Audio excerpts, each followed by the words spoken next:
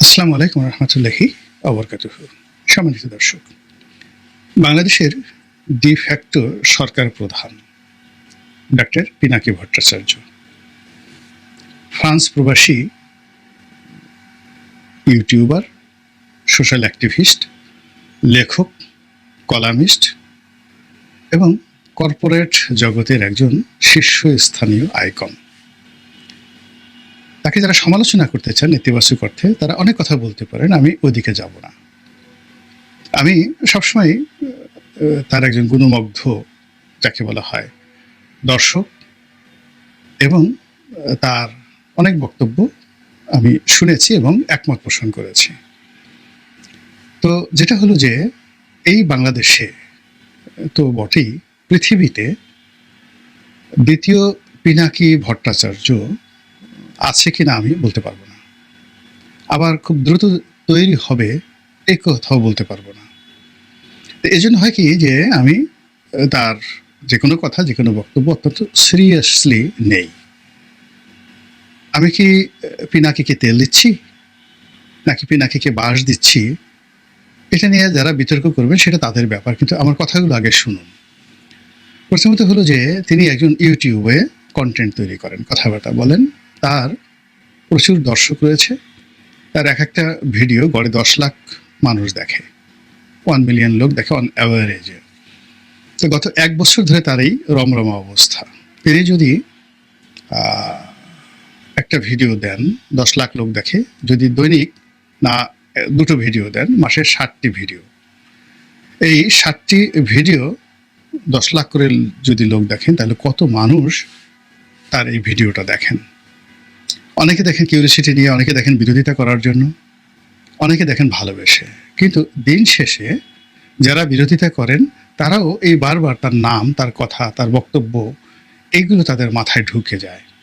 ফলে তিনি যেভাবে হাত নাড়ান, হাতে যেভাবে বালা পরেন, যেভাবে তিনি নারী এবং পুরুষের যে লজ্জা স্থান, যেখান দিয়ে মলমূত্র বের হয়, সেই জায়গাগুলোকে তিনি যেভাবে অ্যাসার্টেন করেন, পয়েন্টিভ করেন, তিনি যেভাবে আমাদের সমাজের বড় বড় যারা লোকজন রয়েছেন, যাদের মলদ্বার দিয়ে মল বের হয়, সেই মলের সঙ্গে ঐশ্বরিয়া রায়ের যে একটা মলদ্বার আছে, সেই মলদ্বারের কি সম্পর্ক, সেই জিনিসগুলো তিনি যখন একেবারে আঙ্গুল দিয়ে উঁচু করে তিনি এগুলো বোঝানোর চেষ্টা করেন, তখন যাদের একটু চিন্তা শক্তি আছে তারা বুঝতে পারে যে এই আঙ্গুলটি কার পশ্চাৎ দেশে ঢুকলো। এরকম আবার তিনি কতগুলো শব্দ তিনি বের করেছেন, যেমন ঘুটু করা। তো ঘুটু করে স্পষ্টতই তিনি এটি মনে করছেন যৌন সঙ্গম করা।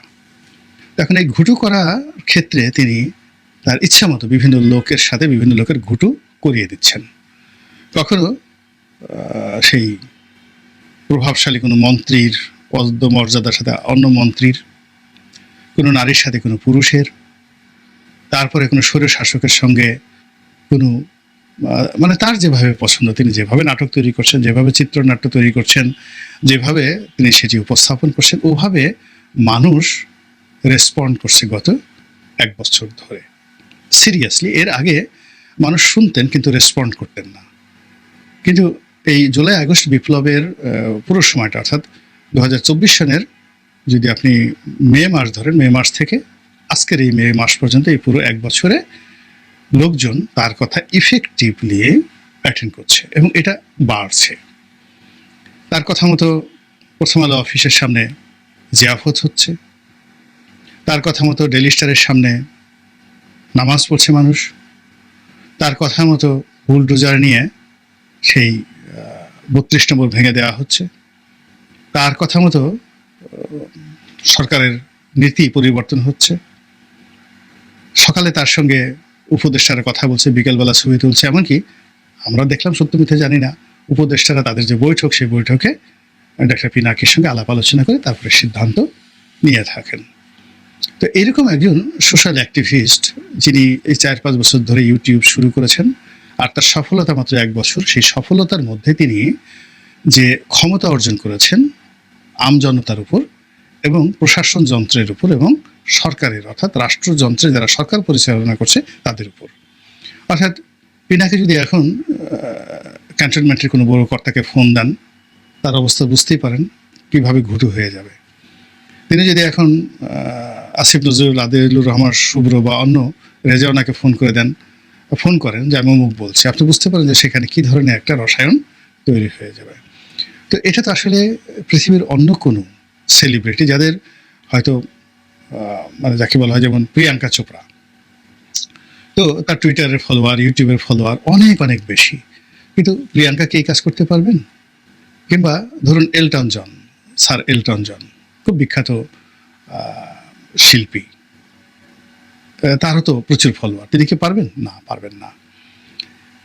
তো সেদিক থেকে পিনাকি এই কাজটি করতে পারছেন, তো তাকে সফলতার জন্য আপনার তাকে ধন্যবাদ দিতেই হবে। এবং একই সঙ্গে তিনি জনগণ, একই সঙ্গে তিনি তার বন্ধু, একই সঙ্গে তিনি তার শত্রু, এবং একই সঙ্গে তিনি তার যে বাংলাদেশের রাষ্ট্র, সেই রাষ্ট্র তিনি পরিচালনা করছেন। এই জন্য আমি তাকে ডিফ্যাক্টো সরকার বললাম, এটা রিয়ালিটি, এখন আপনি এটাকে যেভাবেই নেন না কেন।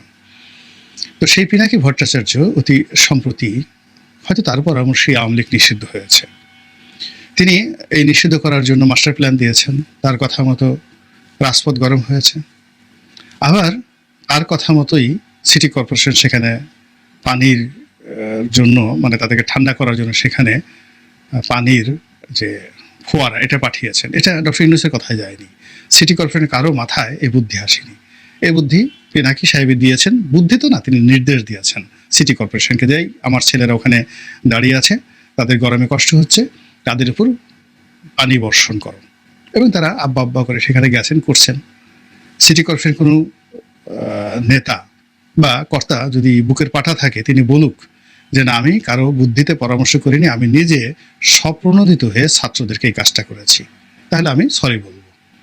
আবার ওয়াসার যারা কর্তা ব্যক্তি, তারা তাদেরকে বিশুদ্ধ পানি খাওয়ানোর জন্য সেখানে ব্যবস্থা করেছেন, এও এখানে পিনাকির বুদ্ধিতে তারা করেছেন। তারা ডক্টর ইউনূসের বুদ্ধিতে এটা কাজটা করেননি, বা মেট্রোপলিটন পুলিশ কমিশনার বুদ্ধিতে এই কাজটা করেননি। তারপর আবার সেই যে রাস্তা বন্ধ হলো, এখন এই দাবি আদায়ের জন্য যেভাবে ঢাকা রাস্তায় ব্যারিকেড তৈরি করা হয়েছে, এটা আসলে কখনোই হয়নি। এই প্রথম আমি দেখলাম যে একটা ব্যতিক্রমধর্মী ব্যারিকেড তৈরি হয়েছে, এটাও পিনাকি সাহেবের বুদ্ধিতে হয়েছে। তারপর এই দাবি যেভাবে সরকার মেনে নিয়েছে, গভীর রাতে বৈঠক করে, এখানেও পিনাকির ভূমিকা আছে, নিঃসন্দেহে তার ভূমিকা আছে। পিনাকিকে এখন আসিফ নজরুল সাহেব যদি বলেন যে কিসের পিনাকি, ঘোড়ার ডিম, আমি নিজের সিদ্ধান্ত নিয়েছি। ডক্টর ইউনূস সাহেব যদি বলেন বা তার প্রেস সচিব বলেন যে ওই সমস্ত পিনাকি ঠিনাকি আমরা কাউন্ট করি নাকি, আমাদের ভালো মনে হয়েছে আমরা তা করেছি, পারলে বলুক তো একটু, দেখবেন যে মানে এই কথা স্মরণ করার সঙ্গে সঙ্গে তাদের গায়ে এক ধরনের কাঁপন চলে আসবে। তো এই কারণে আসলে আমি ডক্টর পিনাকি ভট্টাচার্যকে বলেছি যে ডিফ্যাক্টো সরকার প্রধান।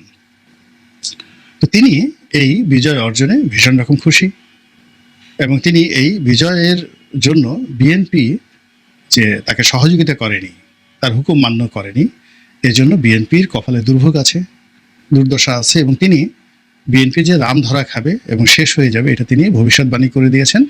2026 সনে, অর্থাৎ আগামী বছর, এই 6 মাস পরে বিএনপির আর কোনো অস্তিত্ব থাকবে না, সে কথা তিনি বলে দিয়েছেন। এবং যেভাবে তিনি এখন আলোচনা করছেন, সমালোচনা করছেন, সেটা ধীরে ধীরে এখন মির্জা আব্বাস পর্যায়ে আছে, মির্জা ফখরুল পর্যায়ে আছে, এরপর তিনি তারেক রহমান সাহেবকে ধরবেন।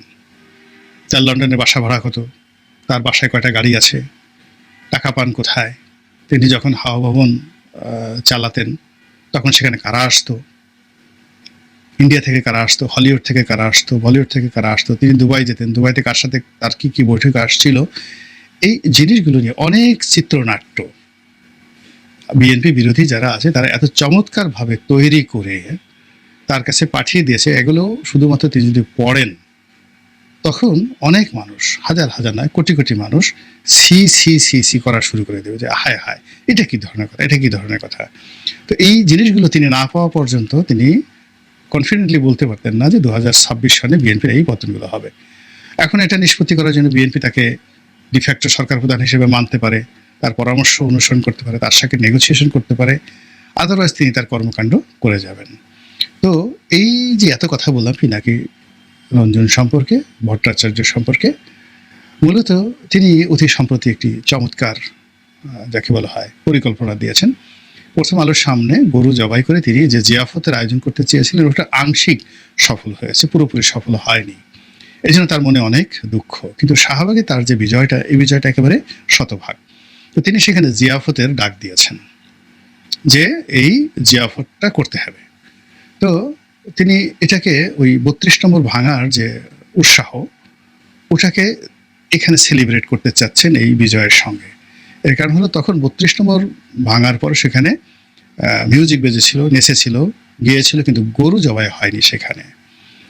তো ওই বিজয়টাকে আরও যাকে বলা হয় গ্লোরিফাই করার জন্য তিনি এই শাহবাগে জিয়াফত দিবেন। তো আমাদের দেশে জিয়াফত সাধারণত হয় কেউ মারা গেলে। এখানে যেহেতু আওয়ামী লীগ মারা গিয়েছে, এই জন্য সেই আনন্দ উপভোগ করার জন্য তিনি জিয়াফত দিবেন। সেখানে গান বাজবে, আর কোন গান বাজবে সেটাও তিনি বলে দিয়েছেন, চাকবুম চাকবুম চাঁদনি রাতে। এই যে একটা গান আছে বাংলাতে, খুব নাম করা একটা গান, এই গানটা এখন এই গানটা বাজবে, গরু জবাই হবে। আর এখানে যারা আন্দোলন লড়াই করেছে তাদের একটা বিরাট অংশ আমি দেখলাম দাড়ি আছে, টুপিধারী, ইসলামপন্থী, তৌহিদি জনতা, তার সঙ্গে সঙ্গে ছাত্র জনতা তো আছে। এবং এখানে ডক্টর পিনাকির হুকুমে যে কাজটা হয়েছে, এই প্রথম শাহবাগীর যারা অরিজিনাল প্রতিভু নারী, স্মার্ট, ওড়না পরেন না, মাথায় ঘোমটা দেন না, হিজাব পরেন না, এরকম নারী, অসংখ্য নারী, তারা তাদের সঙ্গে সঙ্গে শাহবাগী ক্যারেক্টারিস্টিক্সের ছেলে, পিনাকির আদর্শ ছিল, তার সঙ্গে যারা এই যে হুজুর যারা আছেন, কওমি জনতা যারা আছেন, মাদ্রাসা ছাত্র আছেন, তারা একেবারে যুগপৎভাবে নারী পুরুষ ঘেঁষাঘেঁষি করে যেভাবে কিয়ামতের ময়দানে সব একত্র থাকবে এবং কেউ কারো দিকে তাকানোর সুযোগ থাকবে না, ঠিক ওইভাবে তারা এই আন্দোলন করেছেন, স্লোগান দিয়েছেন, নারী স্লোগান দিয়েছে, পুরুষেরা লাফিয়ে লাফিয়ে সেই স্লোগান বাস্তবায়ন করেছে। তো এখন যেখানে যে জিয়াফত হবে, সেই জিয়াফতে গো জবাই হবে এবং সেখানে সেই গোমাংস খেয়ে, পোলাও খেয়ে, কুরমা খেয়ে মানুষ এই চাকবুম চাকবুম নাচানাচি করবে। এটা উনি বলে দিয়েছেন এবং এর জন্য যত খরচ হয় উনি সেটা দিবেন। তো এর মধ্যে সমস্যা কিছু দেখছি না, কিন্তু সমস্যা আমার কাছে একটা জিনিস মনে হচ্ছে যে বাংলাদেশে তো সবাই মুসলমান না, সবাই গরু খান না। এখানে হিন্দুরা যাবেন, এখন জামায়াত ইসলামী তো তাদের হিন্দু সমর্থক যারা আছেন তাদেরকে নিচ্ছেন। তো সেক্ষেত্রে হিন্দুদের জন্য তো ছাগলের আয়োজন করতে হবে অথবা পাঁঠার আয়োজন করতে হবে। অনেক হিন্দু ছাগল খান না, তারা পাঁঠা খান। আবার অনেক হিন্দু পাঁঠা খান না, তারা ছাগল বা খাসি খান। মহিলা ছাগল তারা, মানে লেডি খাসি বা লেডি ছাগল তারা খান না, তারা সেই পুরুষ ছাগল খান। আর কিছু যারা রয়েছে, যারা তেজি হিন্দু, গায়ে জোশ আছে, তারা পাঁঠা খান। আবার তারা এগুলো যে জবাই করেন, এগুলো ঠিক ইসলামিক কায়দায় এই জবাই হবে না, এটা অনেকটা বলিদান, তারা যেভাবে পাঁঠা বলি দেয়। তো এরকম আমার কাছে মনে হয়েছে যে শাহবাগের দুটো জায়গাতে, একটা জায়গাতে পাঁঠা যারা খাবেন তাদের জন্য আলাদা একটা ডেক তৈরি হবে, মঞ্চ তৈরি হবে, যারা ছাগল খাবেন তাদের জন্য আলাদা, আর যারা গরু খাবেন তাদের জন্য আলাদা করে 3টি পয়েন্টে যদি এরকম চাকবুম চাকবুম চলে, তাহলে আমি মনে করি যে একটা নতুন ইতিহাস তৈরি হবে। পিনাকি যারা ভক্ত তাদের জন্য এটা বিরাট সুসংবাদ, আর পিনাকি যারা শত্রু তাদের জন্য এটা একটা বিরাট আতঙ্ক তৈরি করে বাংলাদেশের ইতিহাসে একটা নতুন অধ্যায় লিখিত হবে বলে আমি মনে করছি। আল্লাহ আমাদের সবাইকে হেদায়েত দান করুন, হেফাজত করুন। আসসালামু আলাইকুম ওয়া রাহমাতুল্লাহি ওয়া বারাকাতুহু।